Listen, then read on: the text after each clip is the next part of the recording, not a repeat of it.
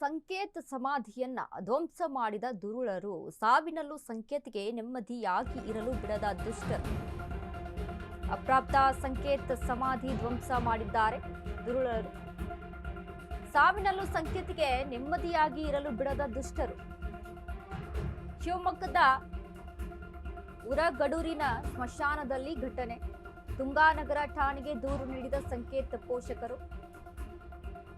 February 23ರಂದು ನಡೆದಿದ್ದ ಅಪ್ರಾಪ್ತ ಸಂಕೇತ್ ಹತ್ಯೆ. ಅನ್ಯ ಕೋಮಿನ ಅಪ್ರಾಪ್ತರಿಂದಲೇ ಕೊಲೆಯಾಗಿದ್ದ ಸಂಕೇತ್. ಪ್ರಕರಣ ಸಂಬಂಧ 7 ಜನರನ್ನ ಬಂಧಿಸಿದ್ದ ಪೊಲೀಸರು. ಈಗ ಉರಗಡೂರು ಹಾಗೂ ಸ್ಮಶಾನದ ಬಳಿ ಬಿಗಿ ಭದ್ರತೆ.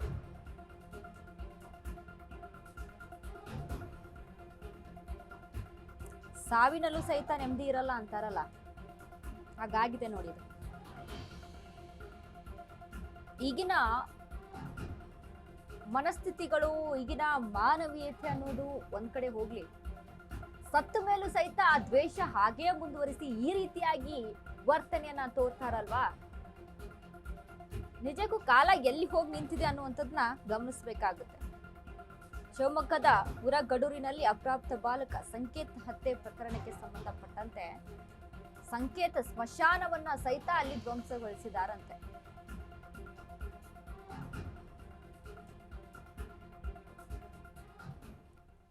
ಸಂಕೇತ್ ಮೃತಪಟ್ಟ ಮೇಲೂ ನೆಮ್ಮದಿ ಇಲ್ಲದಂತೆ ಮಾಡಿದ್ದಾರೆ ಅಲ್ಲಿನ ಕಿಡಿಗೇಡಿಗಳು. ಸಂಕೇತ್ ಸಮಾಧಿಯನ್ನೇ ಧ್ವಂಸ ಮಾಡಿ ದುಷ್ಕೃತ್ಯವನ್ನ ಅಲ್ಲಿ ಮೆರೆದಿರುವಂತದ್ದು. ಶಿವಮೊಗ್ಗ ಹೊರವಲಯದ ಉರಗಡೂರಿನ ಸ್ಮಶಾನದಲ್ಲಿ ನಡೆದಂತಹ ಘಟನೆ.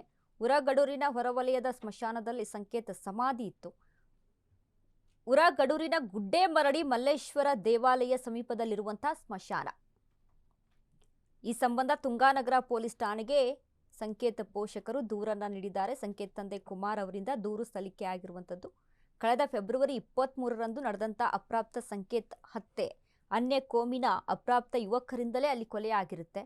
ಈ ಸಂಬಂಧ 7 ಜನರನ್ನ ಪೊಲೀಸರು ಬಂಧಿಸಿದ್ದಾರೆ. ಶಿವಮೊಗ್ಗದ ತುಂಗಾನಗರ ಪೊಲೀಸ್ ಠಾಣೆಯಲ್ಲಿ ಪ್ರಕರಣ ದಾಖಲಾಗಿತ್ತು. ಸ್ಮಶಾನದ ಬಳಿ ಹೋಗಿ ಸ್ಮಶಾನವನ್ನ ಧ್ವಂಸಗೊಳಿಸುವಂತ ಕೆಲಸ ಮಾಡಿದ್ದಾರೆ. ಗಮನಿಸ್ತಾ ಇದ್ದೀವಿ ನಾವು ಯಾವ ರೀತಿಯಾಗಿ ಮಾಡಿದ್ದಾರೆ. ಮನಸ್ಥಿತಿಗಳು, ವಿಕೃತಿ, ದುಷ್ಕೃತ್ಯ ಯಾವ ರೀತಿಯಾಗಿ ನಡೀತಾ ಇರುತ್ತೆ, ಮನಸ್ಥಿತಿಗಳು ಹೇಗೆ ಬದಲಾಗ್ತವೆ, ಎಲ್ಲವೂ ಕೂಡ ಆ ಒಂದು ದೃಶ್ಯದಲ್ಲಿ ನಮಗೆ ಕಾಣಿಸ್ತಾ ಇದೆ. ಸ್ಮಶಾನವನ್ನ ಹೋಗಿ ಒಡೆದು ಹಾಕುವ ಅಷ್ಟರ ಮಟ್ಟಿಗೆ ದ್ವೇಷ. ಈ ಬಗ್ಗೆ ಪೋಷಕರು ದೂರನ್ನ ದಾಖಲು ಮಾಡಿದ್ದಾರೆ.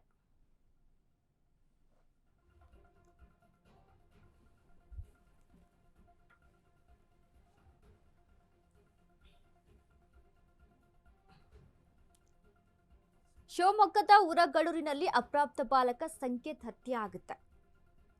ಅನ್ಯ ಕೋಮಿನ ಅಪ್ರಾಪ್ತ ಯುವಕರಿಂದಲೇ ಅಲ್ಲಿ ಗಲಾಟೆ ನಡೆದು ಹತ್ಯೆ ಆಗಿರುವಂಥದ್ದು. ಸಂಕೇತ್ ಹತ್ಯೆ ಆಗುತ್ತೆ. ಈ ಸಂಬಂಧ ಶಿವಮೊಗ್ಗದ ತುಂಗಾನಗರ ಪೊಲೀಸ್ ಠಾಣೆಯಲ್ಲಿ ಪ್ರಕರಣ ಸಹಿತ ದಾಖಲಾಗಿತ್ತು. ಚಿಕ್ಕ ಹುಡುಗ, ಅಪ್ರಾಪ್ತ ಬಾಲಕ, ಅವನ ಮೇಲೆ ಅಷ್ಟರ ಮಟ್ಟಿಗೆ ದ್ವೇಷ ಏನಿತ್ತು? ಜಗಳ ಗಲಾಟೆ ನಡೆದಿರುವಂಥದ್ದು ಕೂಡ, ಕೊಲೆ ಮಾಡಿದ್ದು ಸಹಿತ ಅಪ್ರಾಪ್ತ ಯುವಕರೇ. ಅಲ್ಲಿ 7 ಜನರನ್ನ ಪೊಲೀಸರು ಬಂಧಿಸಿದ್ದಾರೆ.